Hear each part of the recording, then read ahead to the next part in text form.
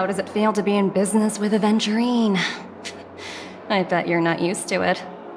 That's just his style. All or nothing is his mantra. He's always cozying up to his clients while egging them on to undertake some dangerous assignment with him. But everyone has their merits, so I won't comment further. But Aventurine's luck has always been good. He's always closed all his cases without a hitch, and basically never lost a gamble. Which is why, on the issue of retaking Penacony, I'm watching with keen interest.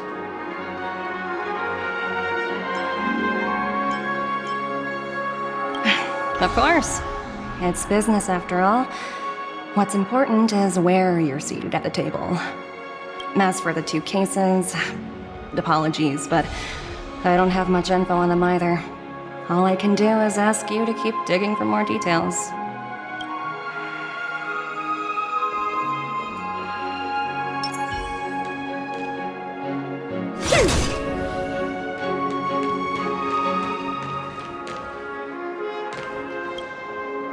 We're carrying out our captain's orders.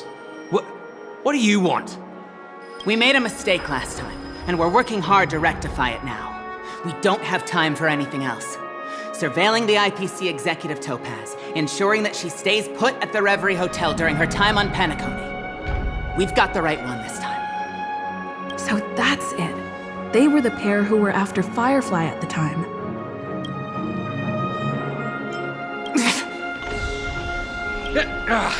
It's you again. Back for more trouble? We're not afraid of you this time. Well, spit it out. Stop bothering us if you've nothing important. So you know each other. Why do you keep running into people you've beaten up before?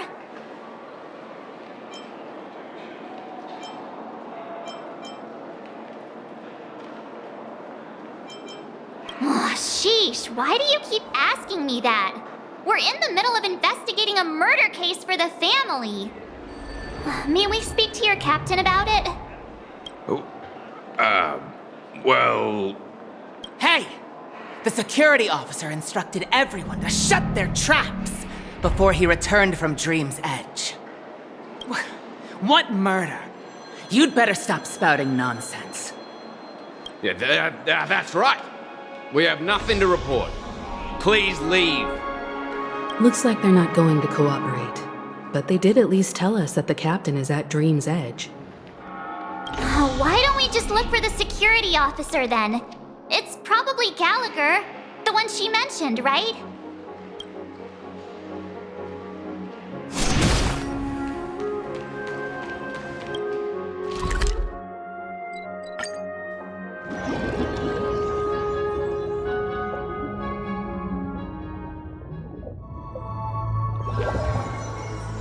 Such tight security. I bet they're stumped by the case as well.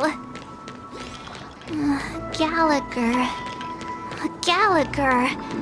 Where could he be? Constructing dreams is something... Just as I... Apologies. The Bloodhound family is running an investigation up ahead. No unauthorized personnel allowed. Hold on a minute. I think I've seen you before. The gray-haired one. How much trouble have you stirred up exactly on Penacony? Not possible. It was you the last time, yelling about some clockwork friendship while beating me up with that silver-haired girl. I'm not letting you get by this time. Please leave, or I'll have to get on my knees and beg you. Huh? What kind of heinous crime have you committed now? Hold on, sir. We have documents authorized by the family that would aid your investigation. If it wouldn't trouble you, could we see this Mr. Gallagher? Who exactly is this Gallagher you keep talking about? There've been a few people mentioning this name. Even the one with the gray hair. He didn't send you all here? It was the security officer who dispatched us. That's all I can divulge. He'll do. He's the one we've been looking for. Sorry, no can do. The boss said that since it's a matter of the family's reputation, no one's allowed through. Everyone, please leave. There's really no need for us to make things difficult for each other, right? We're really sorry for troubling you. Let's think of another way. Another way. That's it! Didn't they say something about that? What was it? Clockwork? That got this guy to change his mind. Can you perform it again? That, clocky magic. Please?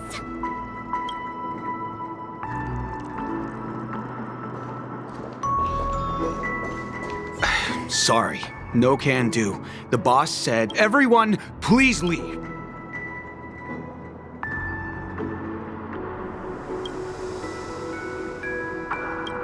Sorry, no can do. Everyone, please.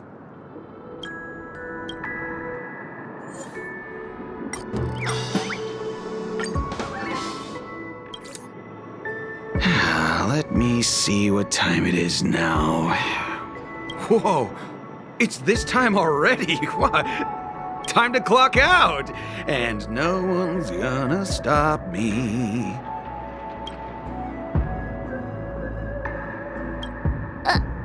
What? Huh? This clockwork trick of yours, it's kinda dangerous. At least he won't be getting in our way again. Let's go find that Gallagher and ask him the intricacies of the case. I was wondering what all the commotion was. Huh. Oh, it's you guys. Welcome. Since you made it here, what can I do for you? Hello, Mr. Gallagher, sir. Judging from your tone, it sounds like you were expecting us. Miss Himiko, you're too polite. There's no need to call me sir. Mr. Gallagher, you even know my name. Of course I do. You folks are from the legendary Astral Express and honorable guests of the Watchmaker. I had an encounter with this lady in the Golden Hour. I remember that little silver-haired girl was there too. I'm sorry for what happened to that kid. This is also the reason why we've come to visit you, Mr. Gallagher. The Express can't just overlook the death of that child. So we've decided to help the family get to the bottom of it, in the hopes of getting justice for her. The Nameless involved with the family. What an unpredictable twist of fate. Why? What's wrong with the family? It's nothing. On Penacony, everyone loves the family. No matter how much one resists the beautiful dream, when the time comes, they too will find it hard to let go. Who wants to leave a warm nest? Just idiots, little kids, and inebriated fools. Mr. Gallagher seems to be getting at something. Well, you got it wrong. I'm not. You want to discuss the case? Sure, come with me. This is not a good place to talk. Let's go elsewhere.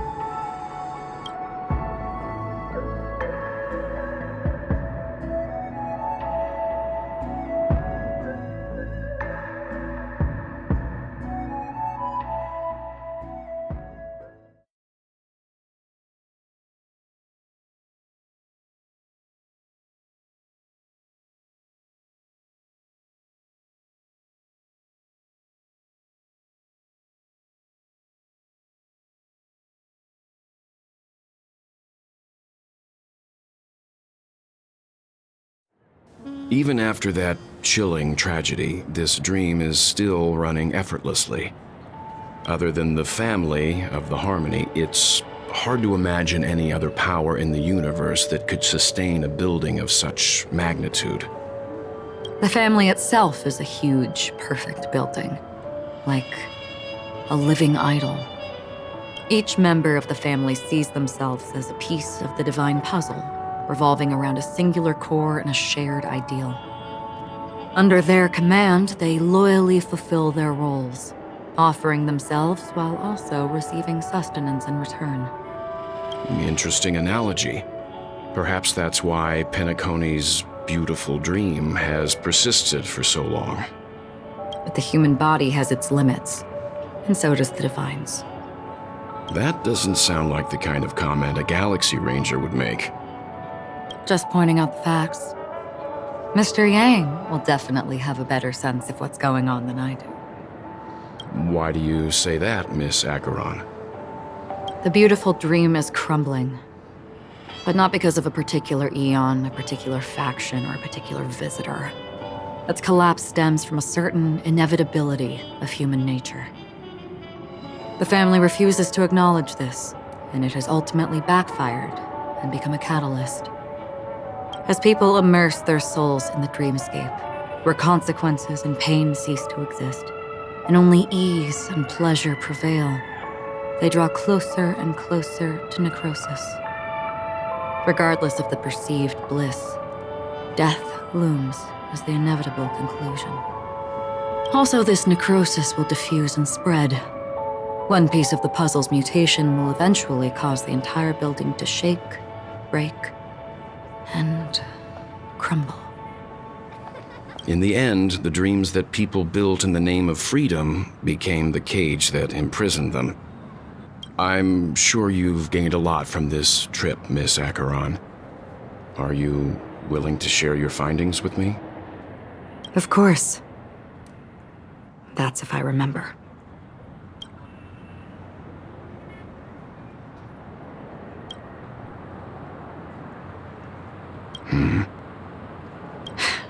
Don't mind me, it's just a habit.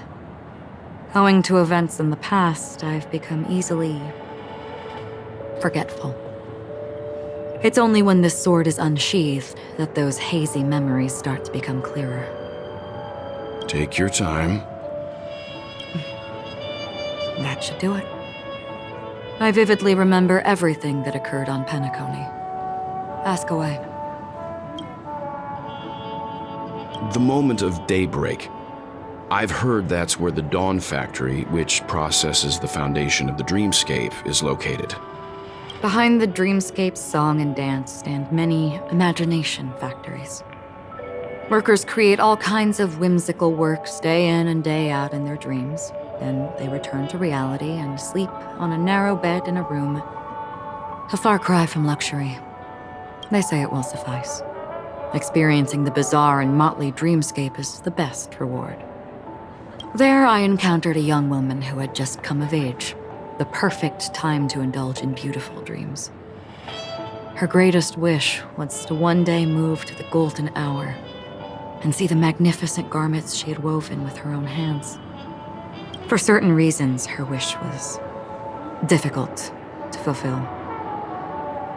But I managed to bring her a garment.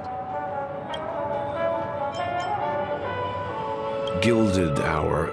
It's said to be Penacony's currency center. Yes. It is a fortress-like financial city, the economic heart of the dreamscape. The Pepeshi people of the Alfalfa family are there to keep it running, sending blood that is made from money everywhere on Penacony. Everyone there is exquisitely dressed and always in a hurry. The greatest wish of the local Pepeshi people is for their future generations to work in the Gilded Hour. I've never met anyone who is willing to talk. I could only stand at the crossroads, watching crowds of people hurrying like the wind through the jungle of steel, only to deposit the alfalfa credits that they'd earned into the bank's vault. I don't know if they would open the vault door, but before I left, I witnessed a well-dressed Pepeshi person plummet from the sky, while those around him continued on their way, unfazed. I hear the Blue Hour is very romantic. Do you have any tales to share? Perhaps Mr. Yang has heard. There is a large boat called the Eventide, anchored along the Sea of Dreams, where soft music and dancing persist endlessly every night. I ran into a wizened lady there. She was at the dock, waiting for her long-departed lover to return, waiting for countless hours within time that stood still. In the humid sea breeze, she spoke of her own youth. Like many who desired wealth and love, they came to Penacony to pursue their dreams. Alas, her lover's consciousness was lost in the dark depths of the Sea of Dreams. Finally, she suggested we continue our conversation on a boat in the shallows. I agreed and boarded the boat with her. But she never said anything. Her eyes absent-mindedly gazing at the horizon for what seemed like forever. Finally, we retreated to the beach. The dreamscape of chic, luxury, and consumerism, the moment of dusk. My companions have been there too. Then you all must have seen those who are attempting to realize their dreams. Or have realized them, scattering money as if it were dust and betting it on all or nothing. Everything has a price, and everything can be bought or sold. Even dreams themselves. I saw an Intellitron there, who was preparing to auction himself. When someone wins a bid under stipulated periods and rules, he would do the buyer's every bidding, becoming that person's very possession. That Intellitron had been auctioned off 12 times, and I participated in his 13th. That was the grandest banquet I had ever attended. But never again did anyone cast another glance at him. This time around, there were no successful bids for him. This is what I've seen and heard along the way. Someone once said to me, Penacony wasn't like this a long time ago, nor should it be. I've traveled through the reality and dreamscape of the planet of festivities, watched the tides of night rise and fall when time stopped for people, where the spirits of the rich and impoverished remain forever fixed on their own scales. This is why I think the collapse of the beautiful dream is inevitable. There might be a way to change everything. Perhaps. But if this is indeed the world that people desire, if this is precisely why life chooses to slumber, should we still seek to change it?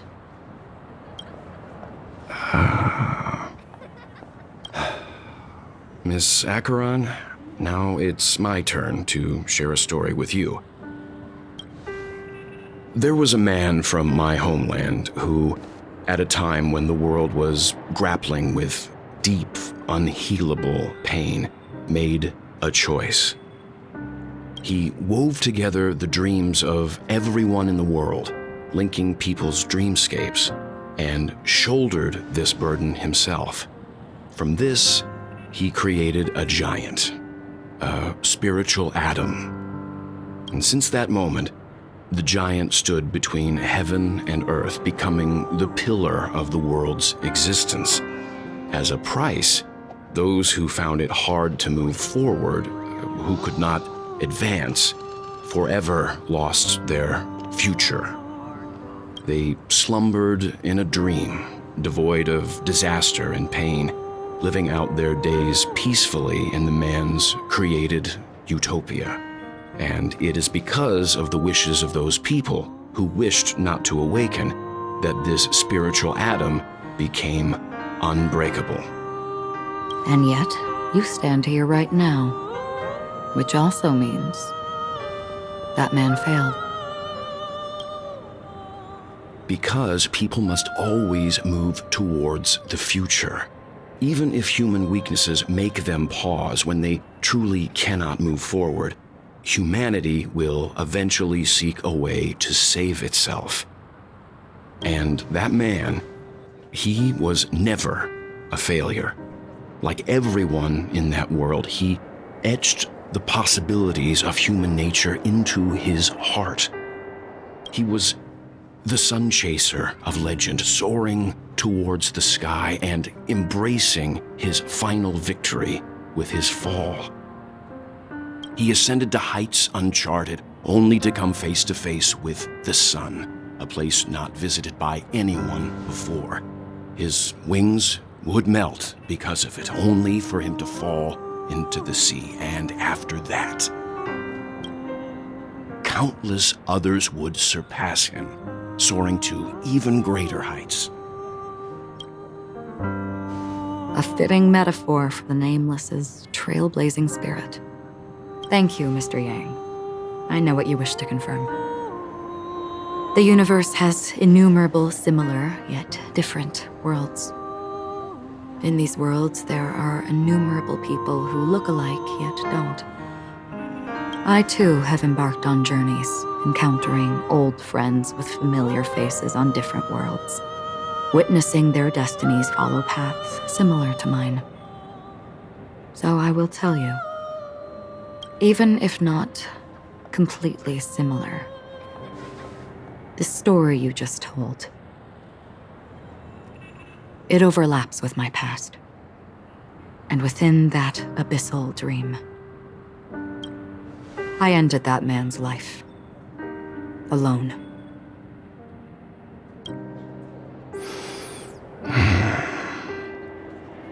I am not who you think I am. Nor will my home be as fortunate as your world. I am sorry. It's fine. I don't mind, so long as I can alleviate your suspicions.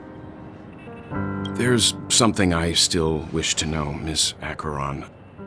Under that representation of the hunt, exactly what sort of power is it that has motivated your solitary journey thus far? Mr. Yang, before answering that question, I wish to continue the previous topic. I like your analogy very much. Indeed, birds are born to fly. But in a distant past, their ancestors could only gaze at the sky in envy. They saw that faraway ray of light from above the heavens, piercing through the clouds and blanketing the earth. And so, time and time again, generation after generation, the birds spread their wings and took to the sky, attempting to touch its ceiling, all because the sun was there. Then, what if the last bird finally soars into the sky, only to realize that the end of the light is not the sun, but darkness?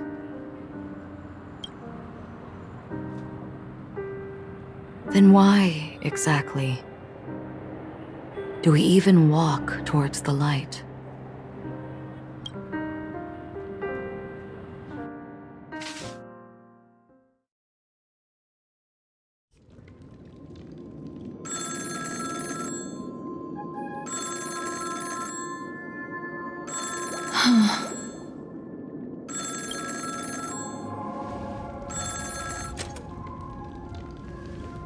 Long time no see. Having fun on Penacony? Acheron? This voice, it's not Constance. Could it be her companion? Though I don't know exactly what you are, or what you're up to, my bullets will find you. Until then, you best find a casket store on Penacony and ask the owner to reserve a good quality casket for you, imposter. Imposter? I see. She gave my whereabouts to someone who's tracking Acheron too. Who are you? Huh? Did I make a mistake? Who the heck are you? I'm the Garden of Recollection's memo keeper. Not bad. This is the kind of tough challenge I like. You that imposter's bodyguard? Never mind. It's fine. I'll leave a round for you. So get that forehead clean and wait for me.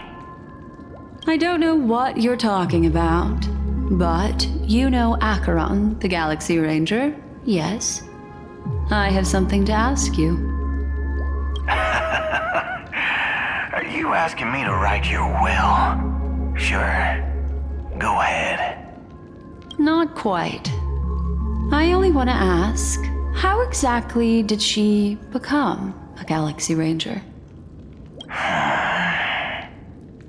She's clearly not a path strider of the hunt, but you are, aren't you?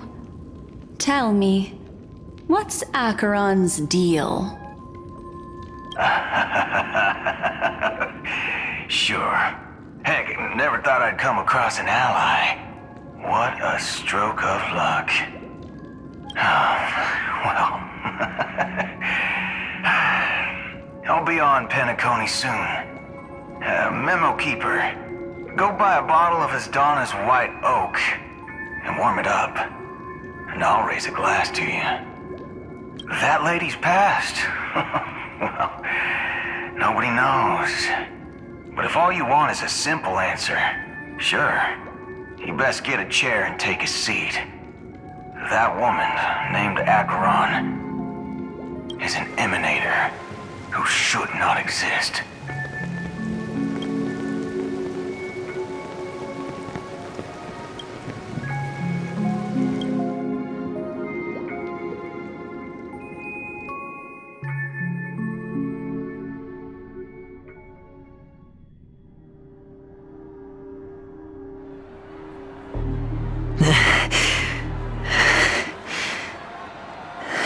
You look pale.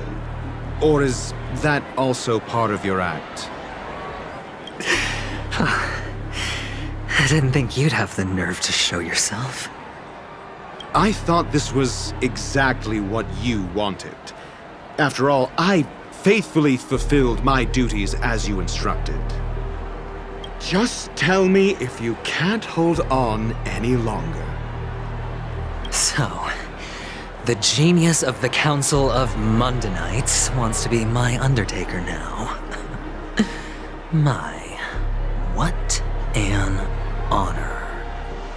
Yes, and I'm pretty sure the people at the Strategic Investment Department would love to be notified of your death in due time. But let's not forget, you won't be seeing them, because I'm the manager of this task. Great. Then tell your people that Aventurine is ready to go in 17 system hours. Oh, you've got a lot of nerve. How exactly do you plan on completing your task while your hands are tied by the Harmony? Well, my conversation with Sunday convinced me that there's a traitor in the family, and that they hold the secrets of Penacony. So, I took the opportunity to set everything in motion. I even managed to recover the gift money. Things haven't gone this smoothly since I walked through the doors of the Reverie. Now I'm only one step away from victory. Let's just wait and see. Sounds like a very elaborate way of saying that you failed. That's all I can say. Have you forgotten, Doctor? You betrayed me. Go. Do what you must. I look forward to the sight of the IPC fleet surrounding Penacony. You've achieved what you desired, haven't you? That's true, but what's your plan? Did you conceal an orbital support beacon in that gift money bag? Well, who knows? Maybe that's why I'm handing out cash even when I'm about to bite the dust. You are indeed a gambler. An insane one at that. Maybe I am. Who knows? Fine. Here, take this. Open it when you're on your last legs. You'll thank me. What's this? Medical advice?